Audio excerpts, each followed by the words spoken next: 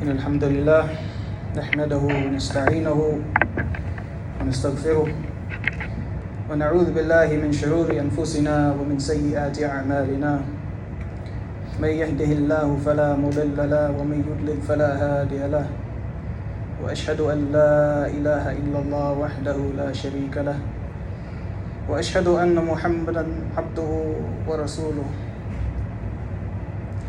يا أيها الذين آمنوا اتقوا الله حق تقاته ولا تموتن إلا وأنتم مسلمون يا أيها الناس اتقوا ربكم الذي خلقكم من نفس واحدة وخلق منها زوجها وبث منهما رجالا كثيرا ونساء واتقوا الله الذي تساءلون به والأرحام إن الله كان عليكم رقيبا يا أيها الذين آمنوا اتقوا الله وقولوا قولا سديدا يصلح لكم أعمالكم ويغفر لكم ذنوبكم ومن يطع الله ورسوله فقد فاز فوزا عظيما أما بعد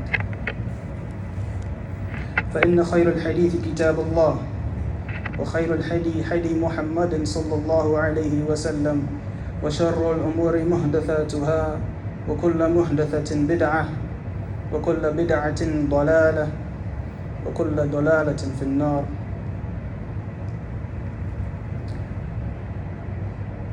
I hope you find it in your hearts to forgive me my tardiness, long week, long night, coming from a neighboring state in Georgia. I pondered over what to speak about today, and I do this a lot because there's so much to speak on, so much to address, so many angles we could come from. And I'm listening to the news.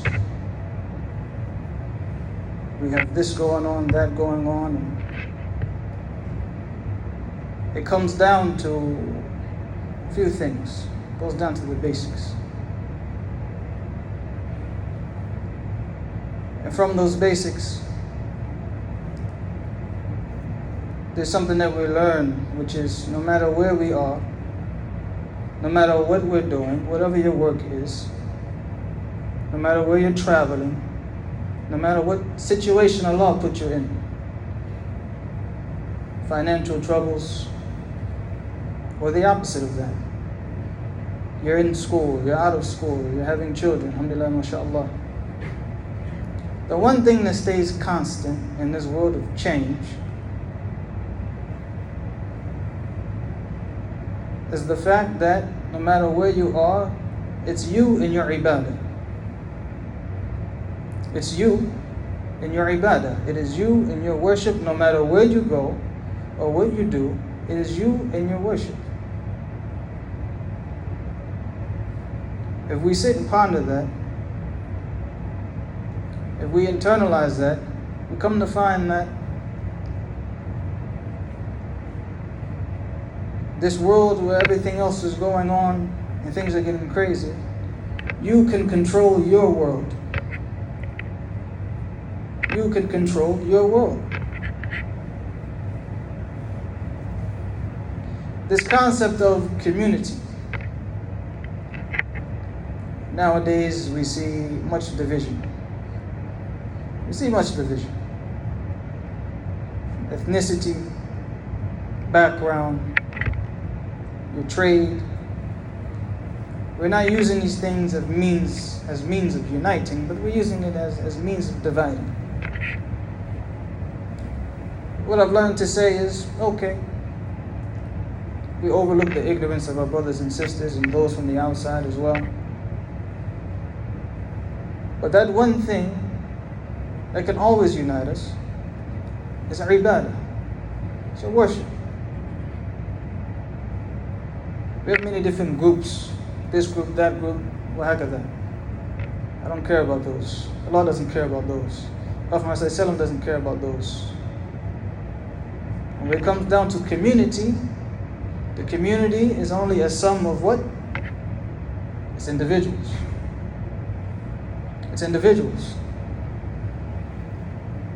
And at an individual level, if we look at it as it being you in your Ibaadah, as that thing that keeps the community together or breaks it apart, now we can look at community differently. Where are you with Allah? Where are you with Allah? Right now, just sit and think. Did I offer Salatul Fajr this morning? It's Yawm Arafah.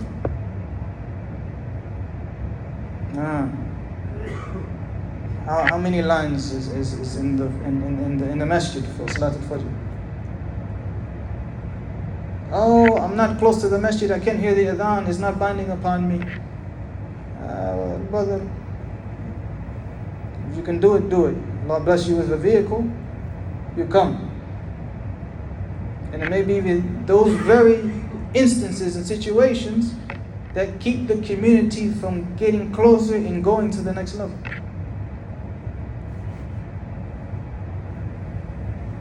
So what we find, I've been around a little bit. A few different countries, states, cities, alhamdulillah. Many people are more traveled than me. But what I see, and here's the harsh reality. Doesn't matter where you're from. Doesn't matter where you're from. Doesn't matter what you've been through. Doesn't matter your lineage. Doesn't matter how much money you have, where you live, this neighborhood, that neighborhood. You look down on poor people? Okay. You come to the saf, you come to the masjid, you pray in the line, and we'll see whose prayer is better. The poor guy or the rich guy? That doesn't matter. What matters? Your relationship with Allah. And from the foremost things to tightening that relationship with Allah, where if that thing is tight, then the community becomes tighter, is your understanding of Tawheed and your implementation of it. Your implementation of Tawheed. What do I mean by that? Let's stay at a basic level. At a basic level.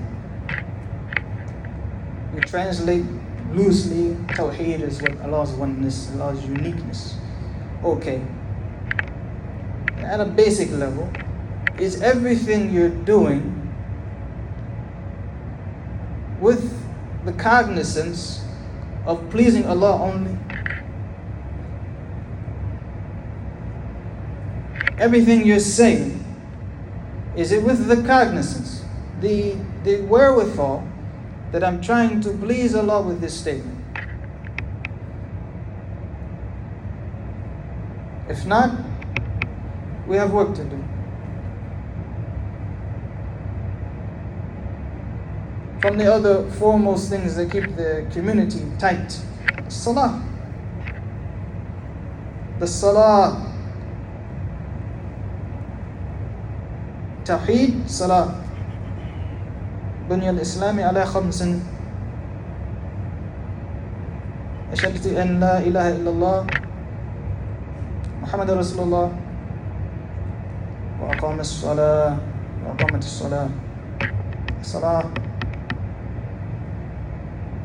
If you want to go basic, 5 pillars. We don't need to be studying the furu' and all this other.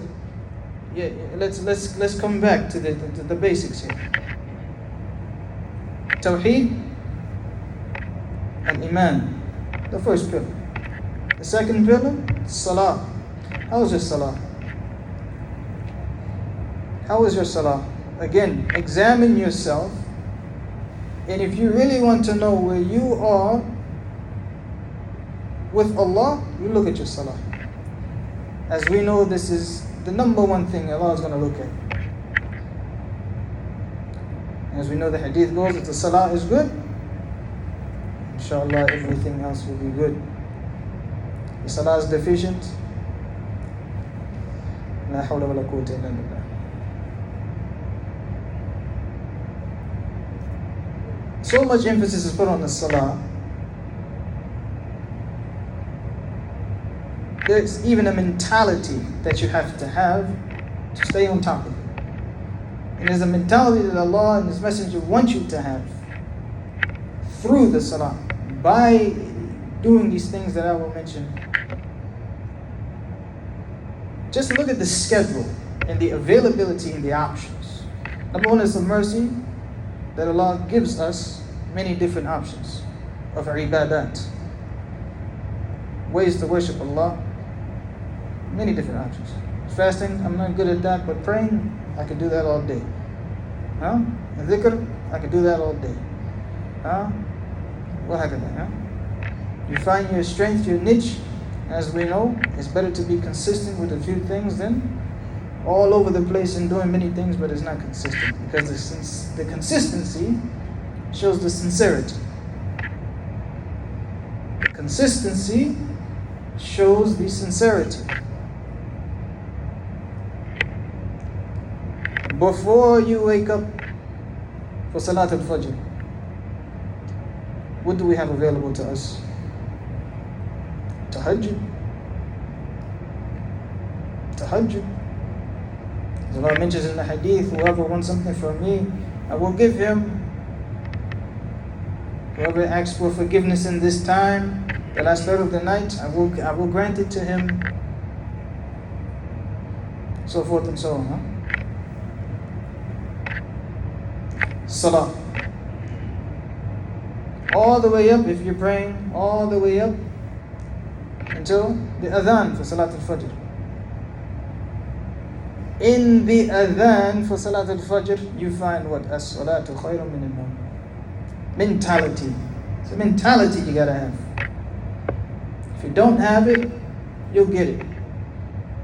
Just stay with the action. Never feel defeated. Even if you lack sincerity, you still do the action that is obligatory upon you, because perhaps doing the action that is obligatory upon you, you will gain the sincerity through that. But if you are lacking sincerity and then you give up the act as well, there's almost no way you can get the sincerity.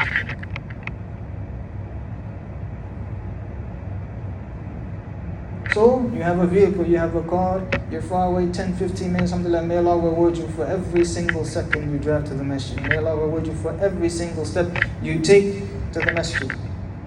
While you are individually strengthening your relationship with Allah, and those who come out to the masjid for Salat al-Fajr, they know there's no feeling like it. There's no feeling like it. You feel like you've conquered the world. I'm up when literally almost everybody except for the Muslims are asleep. They're done. They're out. They're hungover. Friday night, Friday. They're hungover. They're drunk. They're high. They're whatever. But Allah gave us tariqah. He gave us a path to avoid these things. In the adhan, salatu khayrun min al-nawm. Yes, the salah is better than your sleep. Which goes to show you what? You use the sleep. You don't bathe in it. You use it for what you need. And after the adhan, we have two specific rak'ats. And again, I'm talking about strengthening your relationship with Allah personally, so that through that, you are strengthening the community. Those two rak'ats before Salat al-Fajr, Allah's Messenger mentions it. In these two rak'ats, we know the hadith is better than the entire world and everything in it. So you value all these other things, right? I got work and I'm running late and I'm this and I'm that. We got our own thing going on, our own world. We don't want that to get messed up. But the reality of what the Prophet ﷺ is saying in this hadith is that no matter what world or what you got going on, these two rak'at is better than all right. No matter what life you think you can have, the life of the man that you envy, the life of the man you don't want,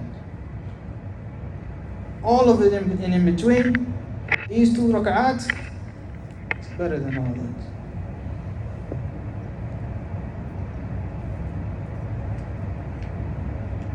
that. Again, the mentality.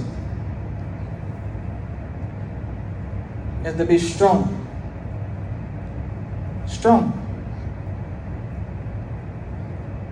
We know the nature of human beings to be weak. That's why we have the tools that we have.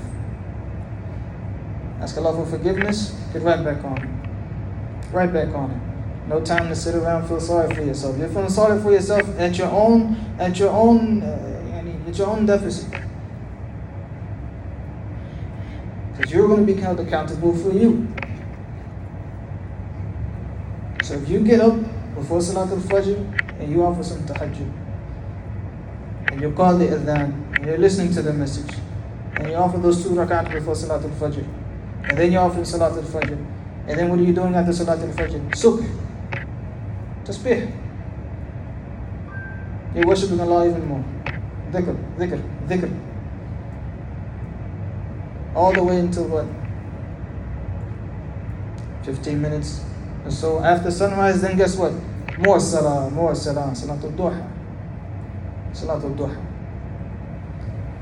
Very basic stuff. Basic. We all, most of us should know this. If we don't, alhamdulillah, we're getting to know it now. If we really want to diagnose any issues within a community, if we want to take our communities to the next level, of course it starts with knowledge. You have the ayah, فَاعْلَمْ أَنَّهُ لَا إِلَهَ إِلَّا اللَّهِ فَاسْتَغْفِرُوا لِذَنْبِهِمْ. Right? فَاعْلَمْ أَنَّهُ لَا إِلَهَ إِلَّا اللَّهِ. Knowledge comes first, absolutely. After that, الْعَمَلُ بِهِ.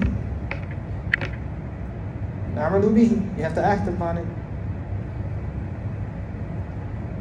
I can almost guarantee we strengthen our salah, we strengthen our individual relationships with Allah, this community and every other community will be on an entirely different level. Again, I don't care where you're from. Does not matter. Your skin color, I don't care. It doesn't matter. It doesn't matter to Allah either. This is when we say Allah is looking at the heart. We don't use that as an excuse for irja and say, I believe in Allah's message, I don't have to do anything. Oh, where do you get that from? No. Now we say, Allah looks at the heart. Saying, despite your differences, that Allah has given to you that you're not in control of, your hairstyle, this, that, whatever. Your women are better than their women, whatever you want to say. My country's better than yours. At the end of the day, none of that means anything, especially if your salah is weak. And we wonder why we are where we are as communities. And we get away from the basics. We're often Salatul Duha, then you have Salatul Dhuhr. Many of us know about the Salatul Rawatib, Raka'at, the optional Raka'ats. 4 optional Raka'at before Salatul Dhuhr, then Salatul Dhuhr, and then 2 optional Raka'at after Salatul Dhuhr. But I'm here to tell you something if you didn't know. There's even 2 more raka'ats you can pray after Salatul Dhuhr. It can be 4 before and 4 after Salatul Dhuhr. And what is the reward for that? For the person, as I mentioned in the hadith, Prophet ﷺ says, for the person who offers 4 raka'ats before Salatul Dhuhr, optional, then the obligatory Salatul Dhuhr, and then 4 raka'ats, not 2, but 4 more optional raka'ats after Salatul Dhuhr. And I'm especially speaking to those who have the time. You're retired, you work at night, something, what have you. Allah gives you that opportunity. Take advantage. For the person who prays those, Jahannam is forbidden for this person. Forbidden. We have zero excuse. Zero excuse not to, quote unquote, be in control of our destinies. Do you want Jannah? There it is, right there. You want a strong community? There it is, right there. You want a vibrant masjid? There it is, right there. It all starts with the salah. Salah, ya akhwan. Salah. أقول لكم هذا أستغفر الله لي ولكم فاستغفروه إنه هو الغفور الرحيم.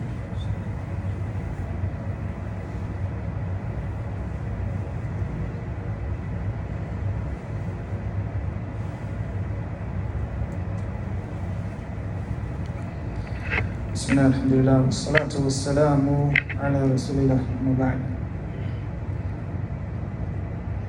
Then we're moving on to Salat al-Asr.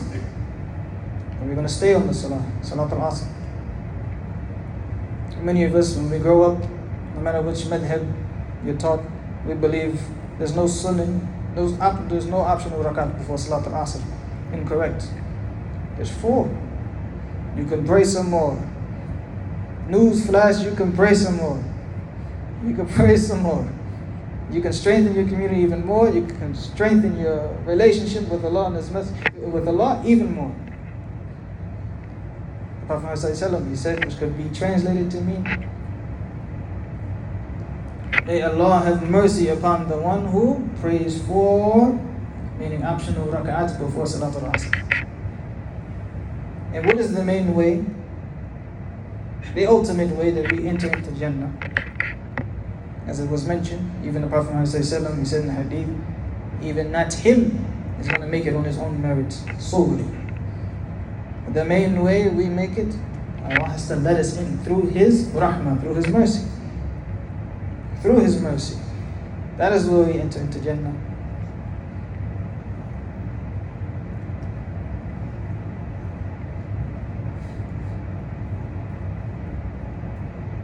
And there's 2 more rak'at after Salat al-Asr.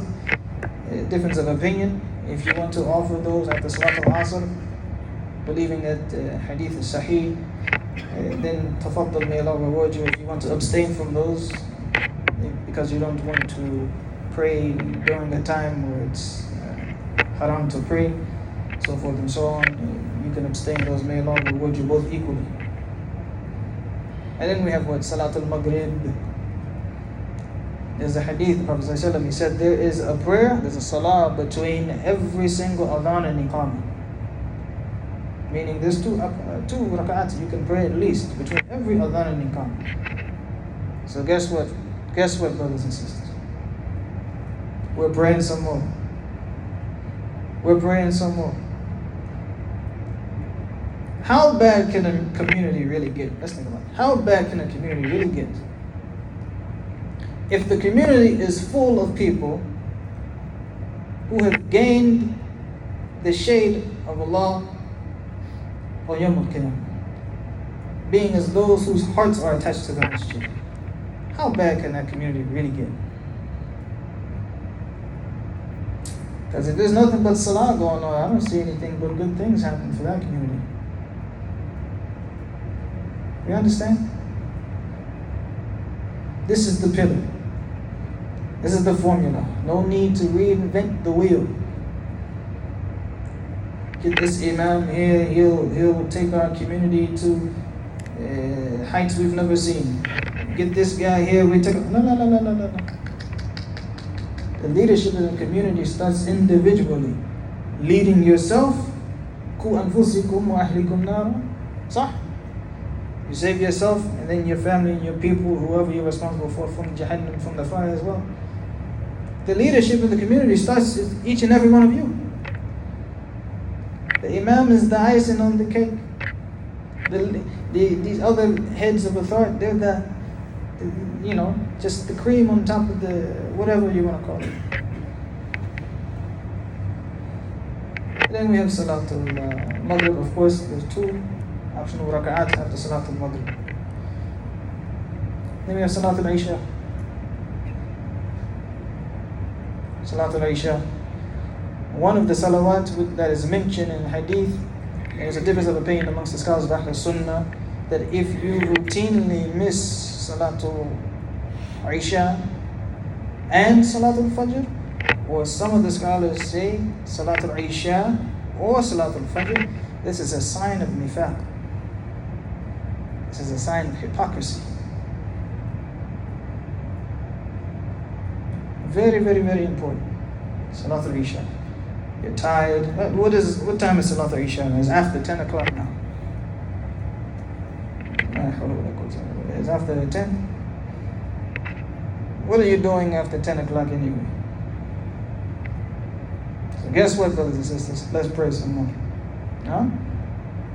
The most distractions are in the summertime. So, most distractions in the summertime. The women, they don't wear nothing.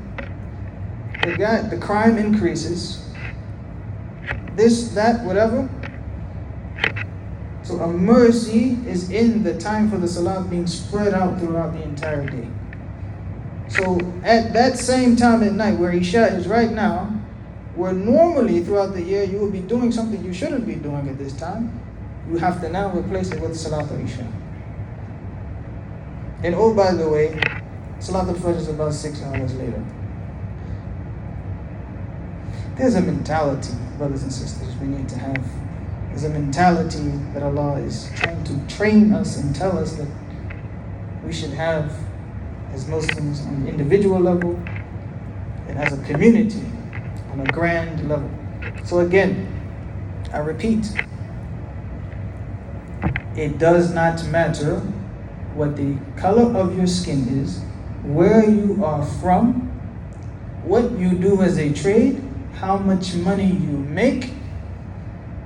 What matters is the wajibats that are upon you, the obligations that are upon you. Are you doing those things? I don't care where you're from. I look at you as a Muslim. Are you doing things that a Muslim should be doing or not?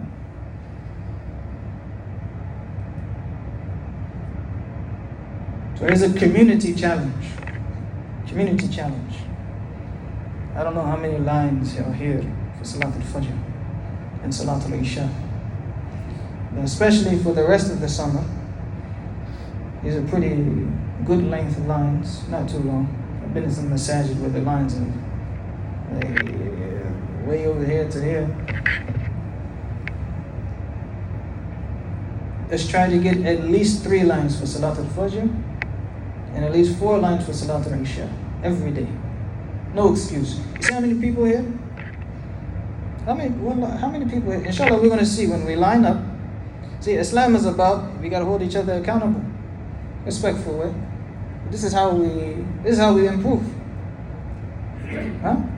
Let's hold each other. How many people here? I can't even, it's got to be at least 80 people, 90. That's the easy 3 lines. Come on. Come on. Your heart's got to be here. It's got to be here. If your heart is not here, it's not attached to Allah, it's attached to something else, and that's not worth it. So, may Allah strengthen our communities. May Allah give us sincerity. May Allah strengthen our individual relationships with Him. May Allah allow this community and every other Muslim community to decrease in divisiveness and increase in unity upon that which is good.